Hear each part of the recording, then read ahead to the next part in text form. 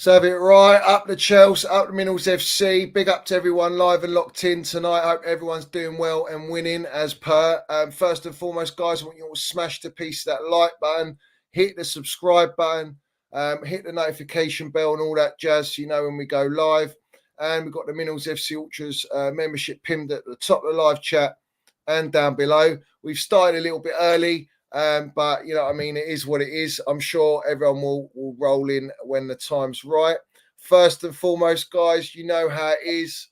We see things they'll never see. Up the CHELS. Come on, let's go.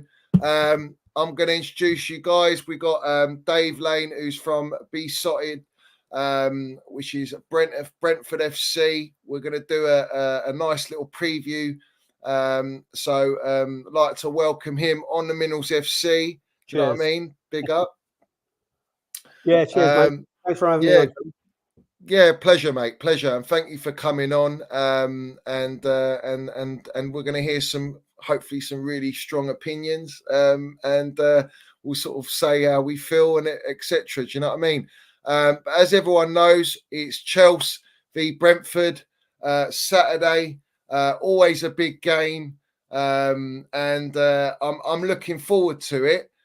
But in the sense of, yeah, it's great. Premier League football, international break is over. But when playing Brentford, I ain't too excited. I'm not too looking forward to it because at the moment, if you look at the last two results over the last two seasons, Brentford have done us twice at home. Once under Tommy T, and obviously last year as well. I think it was under Jellyfish Potter, if I'm correct. I think it was under Potter.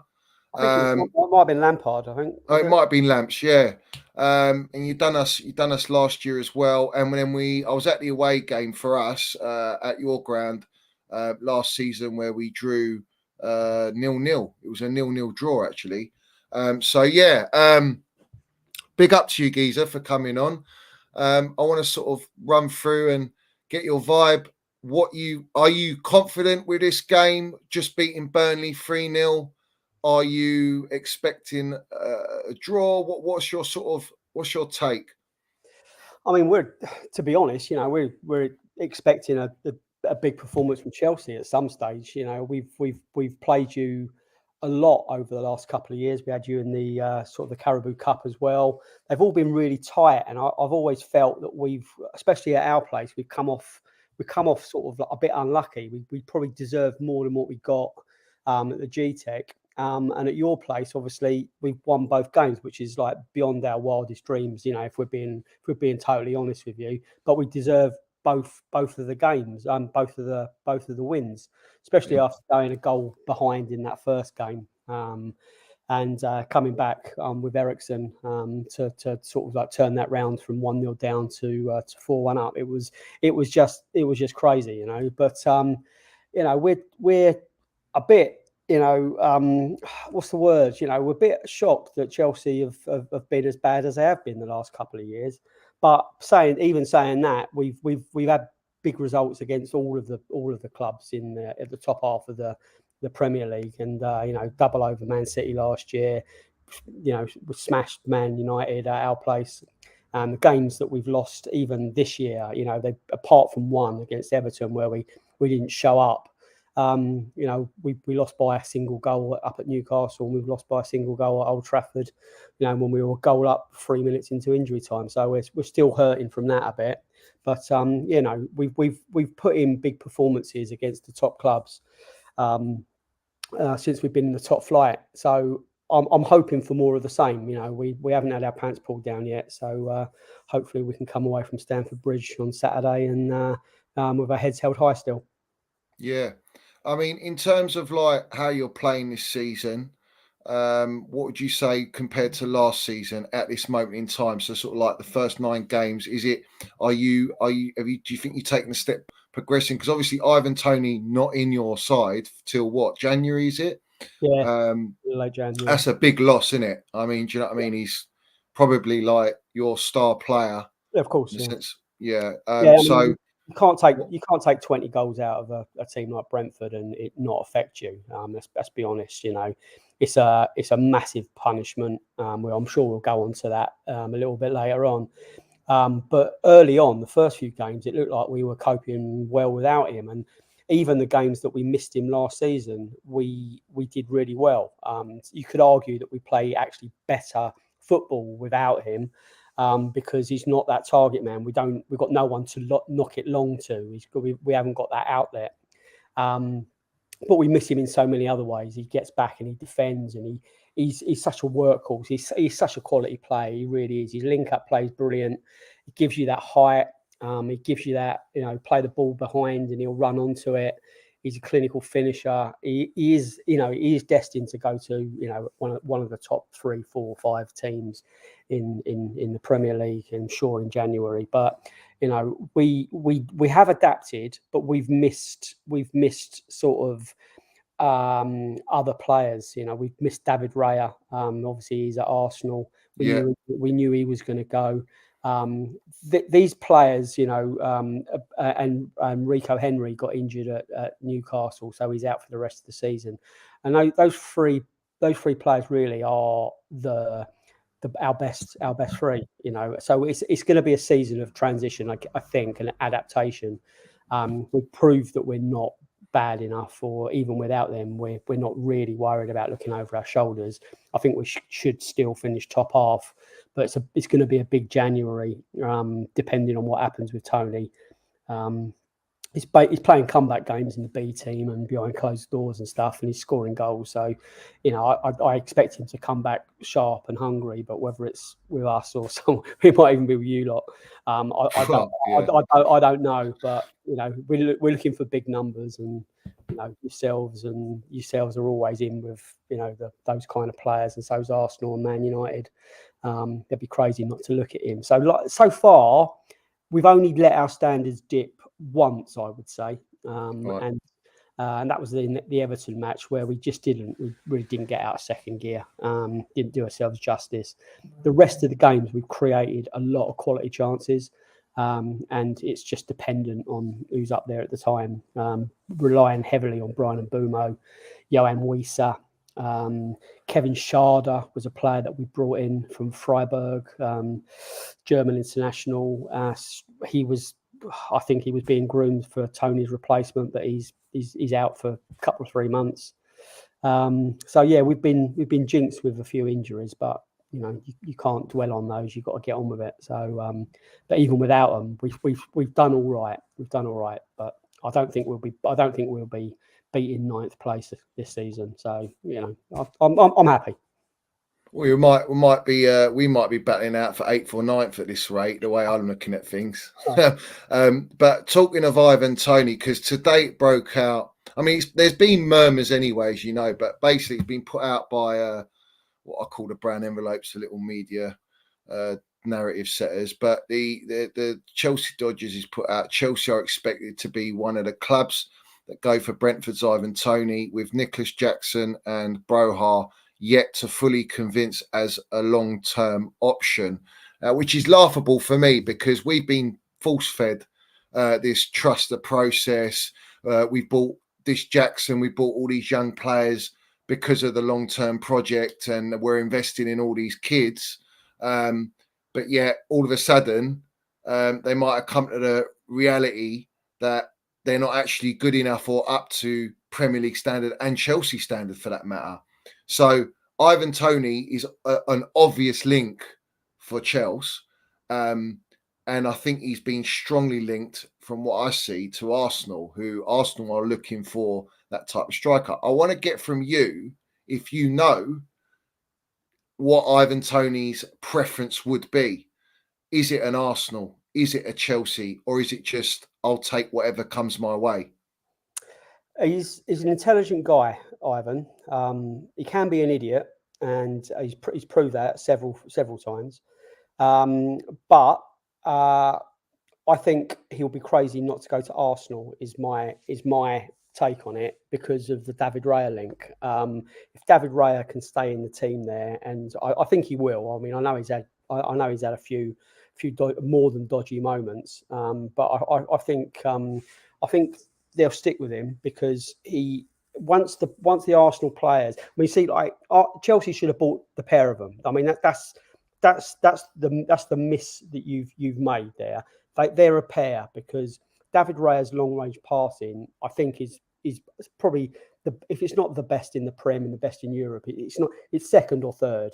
His passing is excellent. If a player makes a run for him, he'll find them. The problem he's having at Arsenal at the moment is he's got like Nketiah and one or two others. They're not going to make those runs. They're not.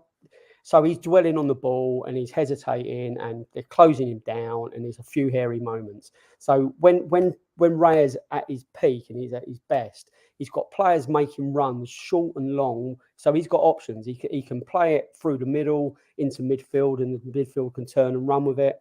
He can ping a ball kind of out to wing backs who've kind of just bombed on a little bit, and he'll dink it over, and they can bomb up the wing, or he'll hit it long for what is Ivan Toney or Brian Mbeumo or Wisa, and they'll spin and they'll run into space, and Raya will find him and find them, and he's done it. He's done it for 5 seasons now, and he'll do it at Arsenal if Arsenal make those runs for him. So Toney is the obvious one to go there, because he's got that understanding, isn't he, with wavelength. So that's not to say that you can't replicate that at Chelsea, but I'm not sure Chelsea. I think Chelsea are at least 2 or 3 seasons behind what Arsenal are doing in terms of a style of play. You know, you've got a collection of, as you rightly alluded to, you've got a collection of really talented young players, but have you got a way of playing? Have you got a style of play? Have you got like that sort of identity hardwired into? You go out on a Saturday and you know roughly what you're going to get, but you've got players that are so good at that, it's hard for the opposition to cope with it. You know, maybe you should, you know, your fans will say, you know, we should have 1 to 11 world class players. We don't really need to have a style of play. There should be better in every position, and if you're better in every position, you're going to win every game. So, but I think the teams that are punching beyond their weight at the moment, you know, your Brightons and your Brentfords, and there's 1 or 2 others that Villa, yeah, especially Villa. Yeah, Villa's a really good way of another good example. Now, you know, Ollie Watkins, another ex-Brentford player. Now he's being used. The problem is, right, what I'm saying is you've got to use players to their strengths, and if you play Ivan Toney to his strengths and David Raya to his strengths and Ollie Watkins to his strengths, then you're going to get them at their best. I think what you're getting a lot at the Chelsea at the moment is just players not really knowing what they're doing, and you know, it's a shambles, mate. Churn of managers, you've got churn of players, and you know, you seem to be spending money without any sort of common sense. But you know, it's just the way it is, you know. Well, this is the thing. Like, when you look at our team, we don't have identity. We're even playing, like, I'm seeing this madness at the moment with Enzo Fernandez, right? And people are starting to question him, like, he doesn't score any goals, he doesn't get assists. I mean, our entire midfield doesn't get goals and assists. I think Gallagher's the only one that's got 2 assists, and Chukwuemeka, before he got injured, who we bought from Villa, who's on £100,000 a week, may I add, has only got 1 goal, and that's it for the entire midfield. So there's this whole sort of agenda building up on Enzo Fernandez, who we know is a quality player. He's landed it in the World Cup. He's done well for 6 months at Benfica after we spent 100 and whatever million on him to bring him, with no one around us competing to buy him, but yet we paid a ridiculous amount of money for him.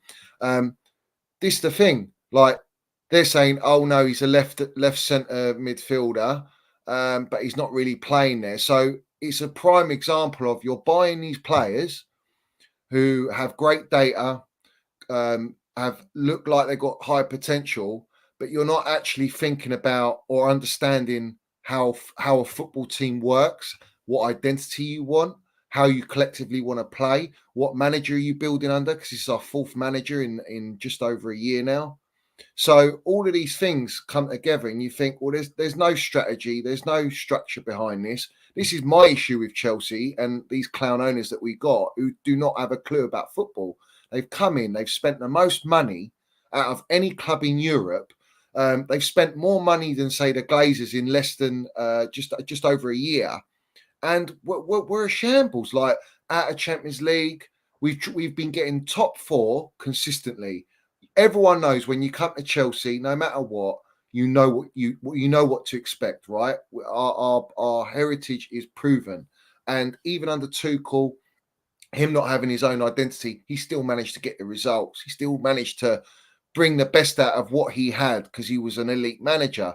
We've gone from him to like Potter to Lampard, and now we're in Pochettino, and it's like there's no clear direction. All it is literally, and this is the way I say it, it's a budget Roman model where Roman bought the players and he said to the coach or gaffer, you come in and make it work. And that's how he sustained his success. That was what he based it upon. But he bought proven pedigree players, like experienced men. These guys are buying kids and they're relying on a gaffer now to come in and develop all these young players. So I'm like, agendas are going to fly. We've sold our best players. Like, let's not beat around the bush. We didn't sell, but we let Kante go because we wouldn't pay his wages. We sold Kovacic to Manchester City, and our fan base are going, oh, he's dead wood, get rid of him, when he's playing for Pep Guardiola in Manchester City's team, who are the benchmark in the Premier League, right? We sold Jorginho to Arsenal, another rival. We sold Kai Havertz to Arsenal, another rival. We've sold Mason Mount, who's one of our own, byproduct of Chelsea Football Club, the academy, the face of Chelsea Football Club, and they've just flogged him off to Man United, and they've used media to orchestrate absolute waffle that he was desperate to leave when it was the owners that didn't want him at the club. And I know this. I'm not saying this because I don't know. I do know it. So when you look at this and you go, well, hold on a minute, are we here to build for success? And is there ambition there, or is this just a fucking money-making project? Because for me, you're buying all these young players on I wouldn't even say low transfer fees. We're talking 40 millions, 30, 40, 50 millions, which is not small change on young kids that are unproven. And you're expecting like Pochettino to come in and just get us top 4 like no one else is elevated or improved around us, which is delusion. Everything's a shambles, mate, at Chelsea. I mean, like the obvious example of that is Mudryk. A player that we were in for at 5 million or whatever. Because of his Ukrainian agents or whatever, it was used. You bid that, and then it would then they want that, and then you bid that, and then they would want that, and then blah blah blah. It was only like a snowball to get the transfer fee up, and then when Arsenal then come in for him, whatever it was, 60, and then we're starting to laugh because we bailed out at 15 or whatever, and then you've taken him for 80 odd, and we're like, oh my God, is that the way the market's going? Or is that the way Chelsea's going? Because he'd actually done nothing. He'd had a couple of good games in Europe or whatever, but you're spending that kind of money on someone who really doesn't. He's just about his first 2 years of being a pro. That's the kind of money you pay for the best in the world, isn't it? I think that's it showcases where Chelsea have just been frittering money away. I think and I think from an outside looking in, it's giving them 6, 7, 8 year contracts. They're made for life. Are they hungry enough now? Exactly. They could just go on strike. They could just say, "Fuck it, that's it. I'm made for life now. I plod. I do what I want."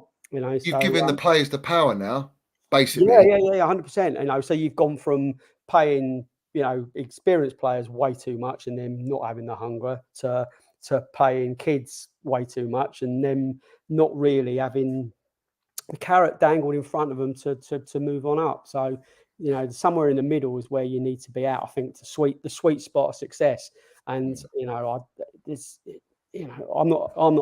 can't come on here and preach the best way to do it. I know that we're having a lot of fun and we're doing it our way, and we're punching above our weight. And I think we're here to stay for a good few years. And I don't think we're going anywhere. And I think we can just get stronger and stronger.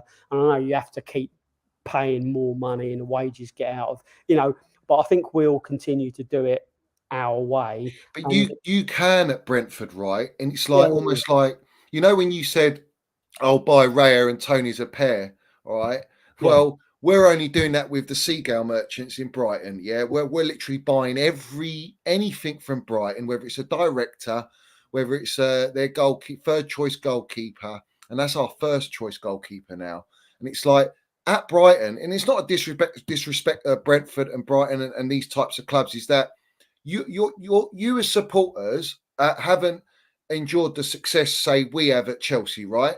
No, not And at when you've had that success and you've been dominating and you've been winning and you become an elite football club and you're the biggest in London, and then you're being treated like, no, we're going to knock all that down and we're going to start from basics and we're going to treat you like you are a Brighton or a Brentford, who the supporters don't have the major expectation to win anything, but they're happy to progress. They're happy to trust this process of building and doing it a certain way, right? We can't do that at Chelsea. Like, the supporters are not patient, and in the Premier League, it's not patient. So what makes these deluded owners think that they can come in and just strip us of all our experience? Like, you need experience in your team if you want transition and you want to develop and go in the right way. They've stripped us of all of that. I mean, we've got 3 players from our Champions League winning squad from 2 years ago, from the entire squad that's left in our team. And you think, hold on a minute, you're bringing us players that haven't won anything. So it's like, where do you expect to elevate and move forward and compete at the highest level if you've stripped your club of quality, of that essence? Yeah, all right. Now with Brighton, they've got into Europe now. Their model, they're happy for their model to do that. They can go and sign some kid from Brazil and give him the time to develop, because you've got that patience. You're happy to be in the Premier League. Let's have it right. You know, most of these clubs are happy to be in the Premier League. It's a Yeah, big money. It's a business at the end of the and day. they've also got owners that haven't got. So like, Billions. well, you know, Tony Bloom at Brighton and Matthew Benham at Brentford. You know, Yeah. they're loaded, but they're not oligarch loaded, and they're not they haven't got a Saudi wealth fund behind them like, you know, like other clubs I could mention. But you know, they're geniuses. So you know, they've got success by using, you know, their betting algorithms and their bespoke statistical data to help them. You know, you've not got that. You know, what you've got is just spending power, and you know, so That's what they're trying to do, Dave. Is what I'm saying. They're trying to implement that. The process is like 360 degrees. It's not just a style of playing. It's just like a way of scouting, a way of recruiting, a way of setting yourself up based on your data, your own data. Not, you can't go and buy this. His company produces his data for his betting company. You know, you can't buy that unless you're another, you know, huge betting company. It's cost you millions and billions to get this information, and they're using it to make themselves a personal fortune, and they're using it to create success on a football pitch. You know, Benham had he won the Danish league with FC Midtjylland. He bought another club and he used that as a springboard, and they won the title there, and they beat Man United in the Champions League. I know it wasn't a huge success, but it was, and there's a small Danish club, but he proved it on several levels before he did it, and he had the confidence to push more money into getting Brentford promoted. So I know you can't compare Chelsea with Brentford, you can't compare Brighton with Brentford, but if Chelsea think that they can go and buy the spine of what spine of success, the model. Brighton and Brentford would just be laughing at you. And like you can buy the players, but you can't buy the know-how. And you know, other it's like some of our managers that have left. You know, Mark Warburton and Uwe Rosler and, you know, Dean Smith. When they went, the clubs that they went to thought, oh, we got the manager, we can get that Brentford success. But a transfer window down the line, they're floundering. They haven't got that backup anymore, and it's just them as a coach. They haven't got all that know-how. And you know, Brentford need Benham and Benham and Bloom. Bloom's starting to prove they've had a couple more years than Brentford. They've had like 4 or 5 more years in the top flight. They've got a lot of money. You've given them a lot of money, but just by being in the Prem, they've got a lot of money. Three seasons in the Prem for us, that's the best part of £500 million that's come in TV revenue. So if we're not spending that, we are cash rich. I mean, basically, we've lent Arsenal 30 million quid to get round their FFP. I mean, Raya's a loan. He's not really a loan. He's only a loan because they're on their FFP balance. They couldn't afford him without getting into trouble. So we've said, oh yeah, okay, it's a loan. Pay us later. We don't need that 30 million because of the way we've been run, which is bonkers. So we're geared for future success. I appreciate you not doing that teams like Brentford thing that we get so much, but I think if the Benham experiment can continue and we can replace some of these players, it is a problem. It's a big January for us. But I think we can start pushing for Europe. I mean, like to say we're going to start pushing for the title. I'm not that stupid, but I think we can establish ourselves as a top 10 team. And that's beyond. I never signed up for this when I started supporting Brentford. Of course. Yeah. I mean, this is like I'm living the effing dream at the moment, and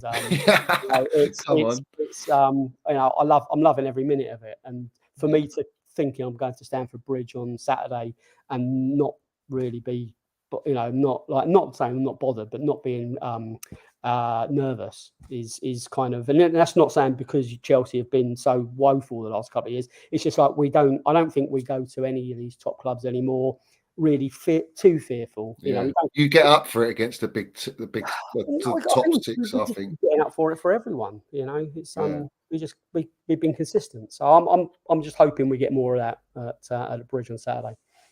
Because I would say how you were talking about taking the spine, the model, the know-how, and all that. Our clan owners think, we'll take Jellyfish Potter, who was basically a yes man at our club. I mean, he was dictated by these owners. They were going in that dressing room. They were telling him, don't play this player, and all this crap. He was set up for failure. But it just shows you it's not just Potter that was a success at Brighton. It was the whole network. And you have this is something that takes years to build. You can't just go, I'm going to take all these guys and we're going to put it in Chelsea's elite club. Which is the exact reason that they have head coaches these days, is because the head coach you can swap in and out. Okay, he's got too big for his boots and someone else has come along sniffing around him. Okay, see you later. But really, you've just taken a little bit out. The DOF is still there. You've got all your analysts are still there. You've got all your coach, all the other coaches normally are still there. But I think that sort of hot swappable kind of coach thing is definitely the thing that's made the difference. So we're not your manager's not buying your player. I'm just tired, mate. I'm tired of this whole. It sounds like you are. It sounds like you're hacked off. Mate, you have no idea. I mean, they've literally come into our club, gutted us out, and just like, trust the process. If we don't get Champions League football this year, which is a long way from Starbucks, ain't happening. As far as I'm concerned, it ain't happening. Then you're out of it another year. And you just think like, you've seen it from the outside, have seen exactly what we all know on my channel. All my Minerals FC Ultras know it, So it's like, well, how can our own fan base not know it? I'll tell you why.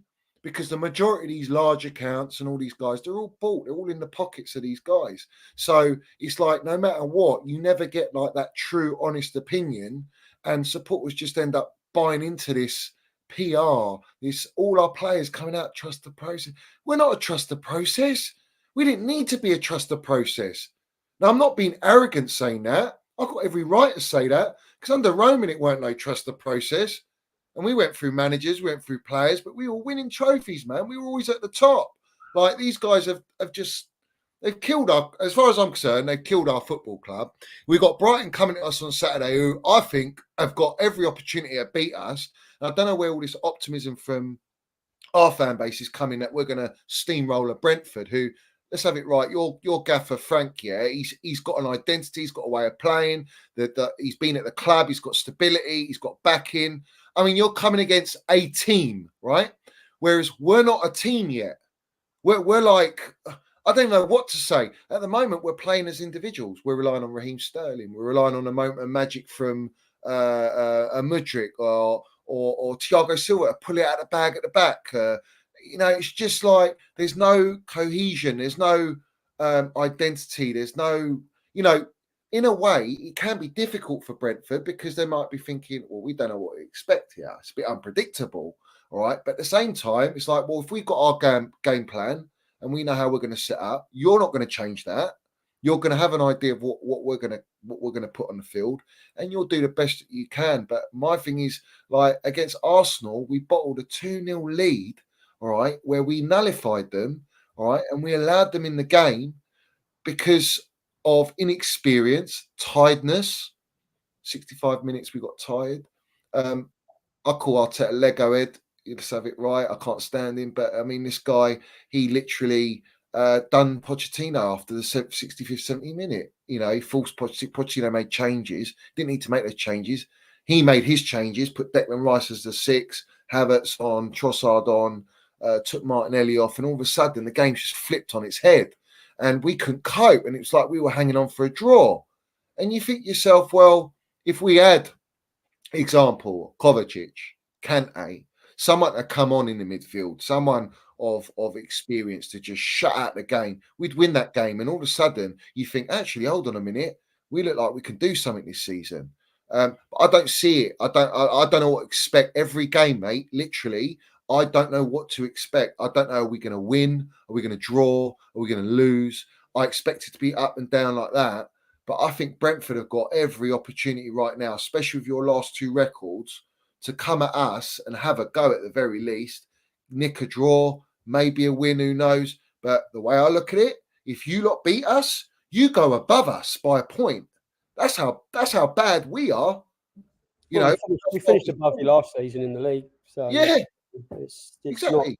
not, it's not ripping the form book up. With Thomas Frank, what you've got is, a lot of people just don't take him seriously. They think he's like, his other clubs that just take the piss out of his ears and his floppy hair, and they just don't listen to what he actually says. And he's a tactical genius. He reads the game like no one else I've known and seen, and he's out tactic some of the best in the game. I think he's underestimated at your peril. And he'll he doesn't look at Pochettino and think, he'll give the manners, he'll give the nod of the head, and say what a great coach he is. But winning fuck all at Tottenham doesn't make you a great coach, does it? He's got a lot of PR behind him. He's got like a lot of these big names, like Frank Lampard as well, like Wayne Rooney. What have they actually achieved? And same with Steve Gerrard. Why are they getting these big chances in the game? It's their name, isn't it? It's their name. Yeah, because the press love them, and they're a success, even though they're not. They're just. And on that note, sorry to interrupt, but when you talk about Frank Lampard should never have come back last season. Yeah, never.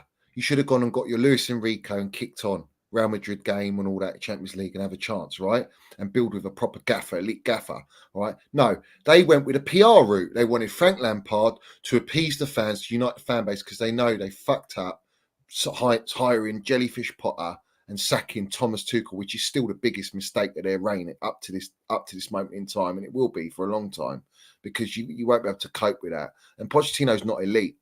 Like, I don't care what anyone. He's my gaffer, and I back him, but he's not elite. He's a good manager, good development manager. He's not elite. Do you know what I mean? And this is the whole thing with PR. He's the game. Chelsea's a club now. It's all PR driven. Everything. When we had Roman, we hardly ever had any of this PR. We didn't have any of these stories coming out. It was all tight shit, Only what was going to come out was like near a done deal, whatever it was, or there might be a rumour, and that's it. All of this, owners in that dressing room, PR from the players, the gaffer, all of this pantomime. It's embarrassing, and that's exactly what's happening in football now. And these gaffers you've named, the Rooneys and all these guys, they're getting that PR, and it's like without the PR, you're drowning, because what credentials have you got? I'll give credit to Frank Lampard because he's our GOAT, legend of our football club, but he came in as a gaffer under Roman with a transfer ban, losing Eden Hazard, brought through youth, and he got us top 4, got us to an FA Cup final with 1 year experience at Derby. So when I look at Frank Lampard in context to say Steven Gerrard going to Scottish League, Rooney in Championship and all this, Lampard's worked wonders really because of that pressure and the league that you're in. Obviously after that it all went downhill really. He's not really fulfilled what his potential could have been maybe or whatever, but that is what it is. But I'm done with all this trial and error. Especially when everyone is judged by stats now. Your win ratio as a manager surely has to be taken into consideration. Especially when you're being sort of lauded as possibly the next England manager. Oh, God only knows. But yeah, so as an outsider looking in, we don't come to Chelsea preaching and you should be doing it our way. Our way is working for us, and we're having a really good journey. This season we're not expecting it to be as good as last, but we know that we're more than good enough to probably finish around mid-table because we haven't got our best players. And then but January's big for us. We need to know we need closure on Ivan Toney.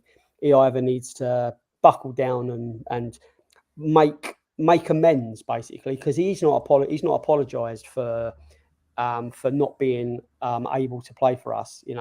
It's his own behaviour that I don't like all this baggage.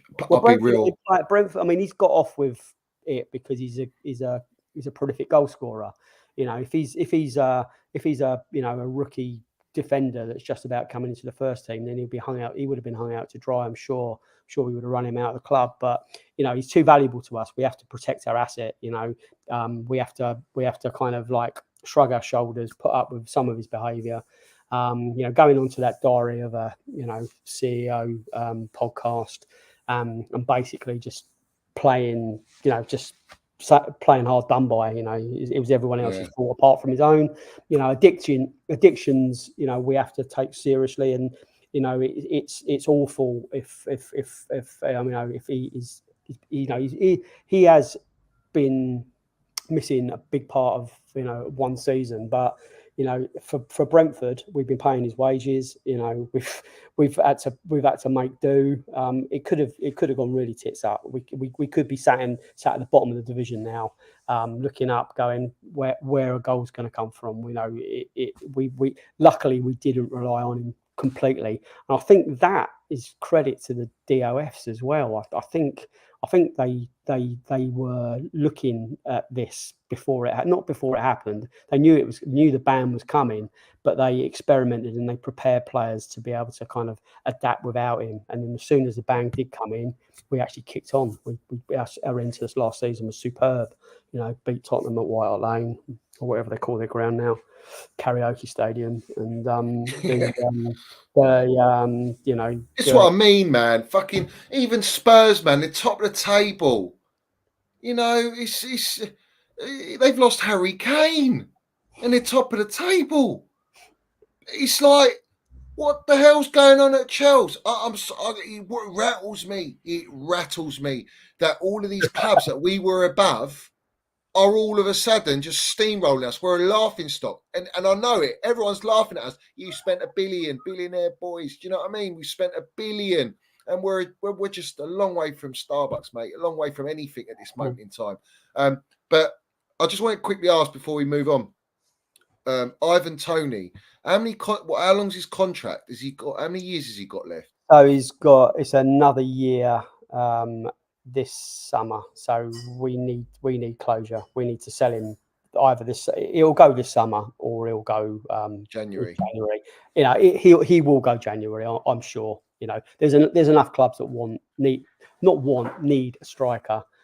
Arsenal need a striker. You're not going to win the Premier League with Eddie Nketiah. alone up top. He's you know, I like the player, but he's not going to win you the title. He's not a Haaland where, you know, man.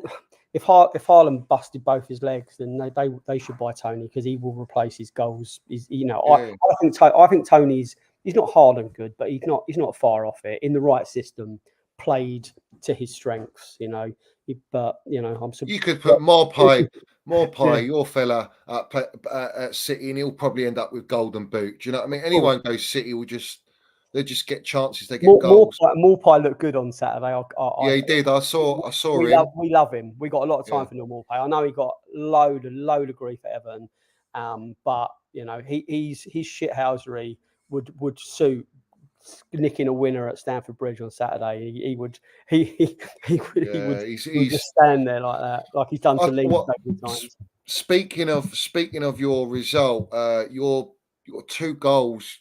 The third one was a screamer, and obviously the second goal was well taken. Mbeumo's and Godos's, yeah. He looks all right, that player, and Mbeumo's it. Yeah, Brian Mbeumo, he's quality. Yeah. He's literally come of age since Ivan he's not been around.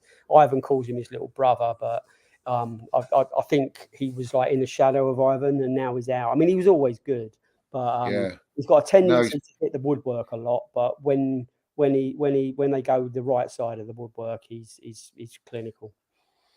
Yeah. So I'm looking at this game on Saturday. I think you'll probably keep your lineup similar to the win against Burnley. Have you got any injuries or anything, or is it all hopefully no more? Hopefully no more. We're, you know, there was a B team behind closed doors last night. Ben Mee's getting close to full fitness.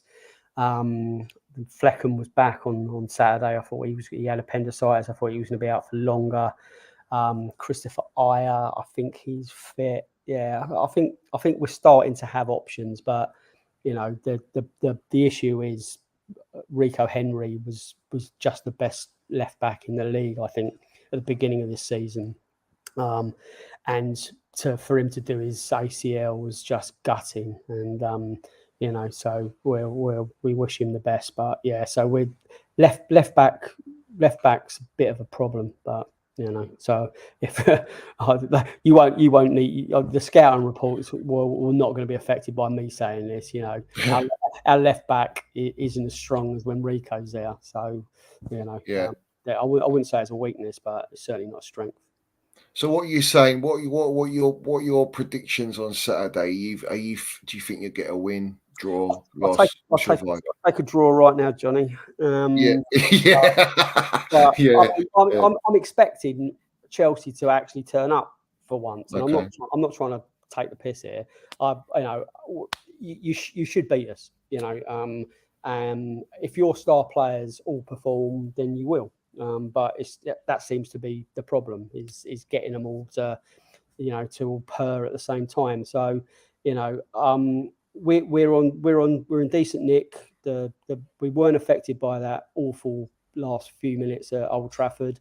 You know, goal up 3 minutes into injury time, and we end up losing 2-1. It was absolutely brutal.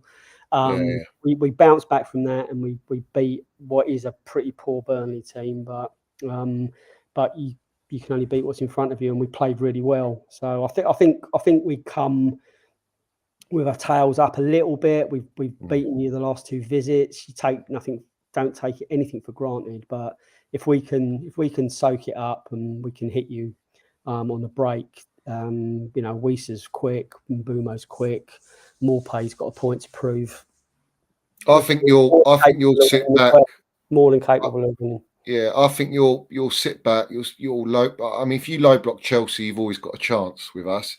So if you low block us, and I think you've got enough pace and a bit of pressing with intensity, you might be able to get some joy here and there. Do you know what I mean? It's just a matter if you take your chances. So realistically, we're due a defeat there. Let's be honest. So you know I'm going expecting us to lose 2-1, but I'll be quite happy to win 2-1 as well. We've been due a win against Arsenal for the last 3-4 seasons, and we still ain't done it. So I don't know. I mean, I'm not overly up to. I expect us to win. Fucking hell! If we can't beat you guys, then it's like what are we doing? We've got Tottenham away, who we always beat, and we look like we lost their last season. We always win at 3-point lane. Let's have it right, but I don't know anymore. Like I said, I don't know what to expect. I want to very quickly shout out British Patriot, my geezer, Middles FC Ultra. He's become a member for 14 months. He was already my member, but respect to you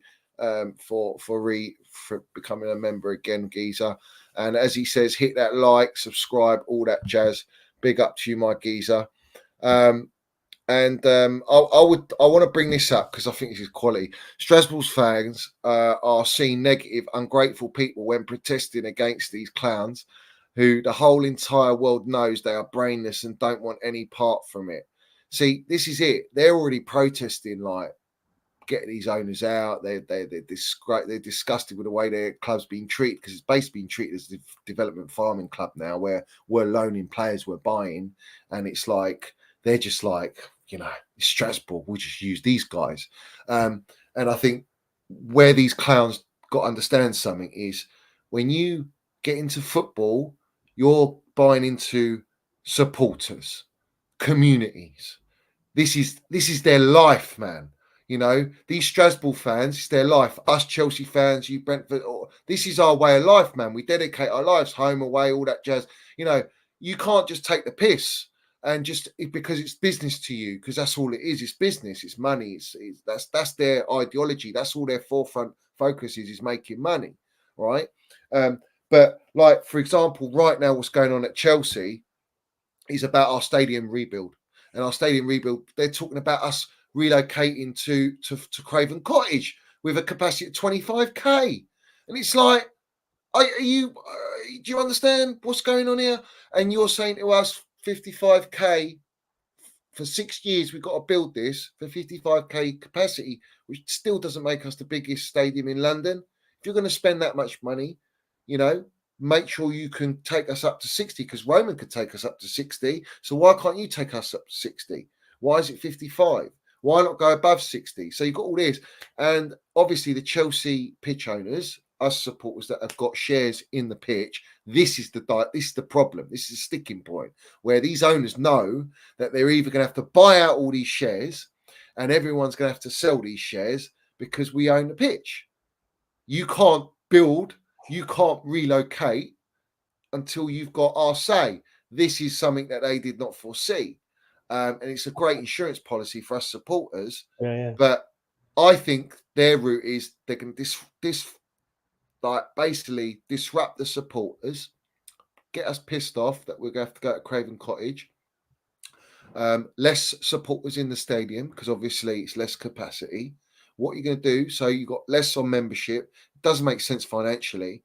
And we're good for us to build bigger. We have to go to Earl's Court, and we're going to have to come to agreement. I think there's all this now going on, and it's just unnecessary noise, because it's all about them putting money in their pockets to build a stadium, to make money, to sell the club, because that's their intention in 10 years, is to sell our football club. They're not here for the long haul like a Roman was, or like most owners are in here for the long haul. They buy a football club because they understand what they're buying. A lot of them, they're building a business, granted, but they're also trying to build a brand. They're trying to build the fan base worldwide, globally, more money.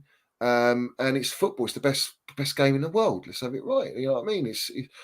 So these guys are just taking the piss out of us supporters. Sounds a proper mess up, mate. It is. It is. You wouldn't know all this. Someone's taken a Chelsea jigsaw puzzle and just gone. And just it's all in a box still, but all smashed up. All smashed up. And on the box, you got everything, man. You got we see things that we've got all the stars, we've got all the trophies, we've got everything. It's beautiful. You open it up and it's a shambles, man. It's all scattered everywhere, and that's exactly what it is, and most people don't see it from the outside. Fortunate for me, with things I know and whatnot, all that jazz, I'm all right. I can deal with what's coming. A lot of these supporters don't have a clue what's coming our way.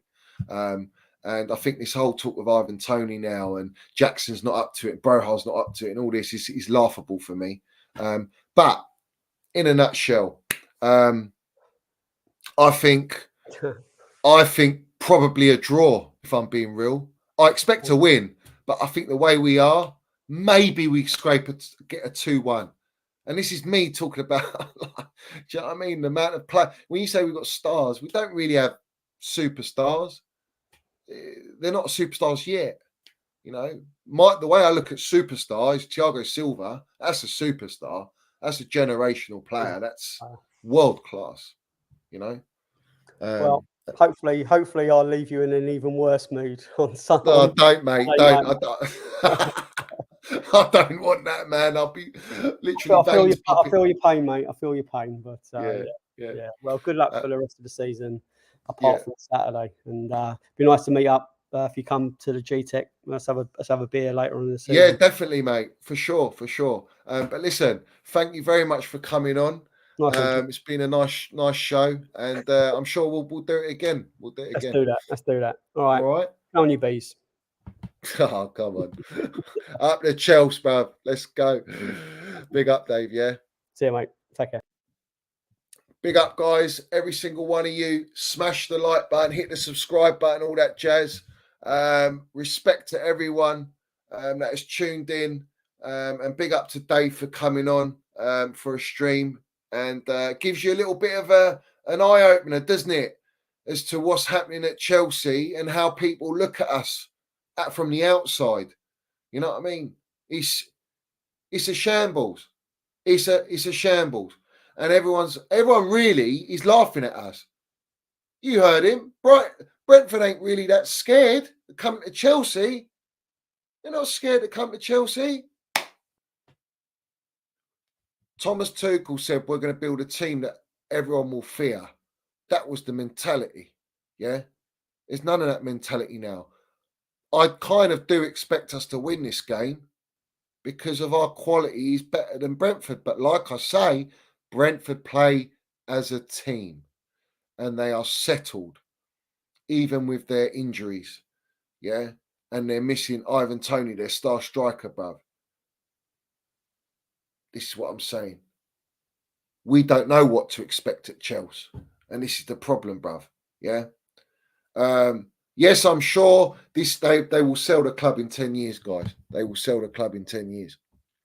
But listen, guys, respect to everyone. We know we've been shadow banned on here. That goes without saying. But it will not stop me from doing what I do.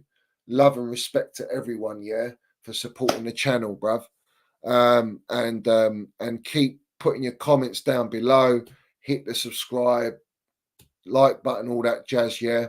But gives you an insight from a Brentford point of view about Chelsea and where they are. And I think we addressed the situation very, very well about models and taking a model from another club in a different position and trying to implement it at a club like Chelsea's an elite football club. Yeah, so have it right. Doesn't work, especially with kids. So here's what it is. I will not stop being real, and no, none of you lot will. Sancho links. Listen, it's surplus to requirements. This guy. Do we want this? The guy's on over 300 grand a week. There's no way Sancho's coming to Chelsea. Yeah, we're not paying those wages. So forget the Sancho link, guys. Yeah, big up to everyone. Yeah, and respect. Make sure you go and see the stream before. There'll never be Roman Abramovich, and the stream before that with Lee Gunner as well, and lots more content to come on the Minerals FC as always, guys. Yeah, always. Osimhen for me over Tony. I don't think Tony comes. Even Dave even mentioned Tony would be mad not to go to Arsenal in where they are. He's obviously swaying towards Arsenal, and Arsenal need that kind of striker.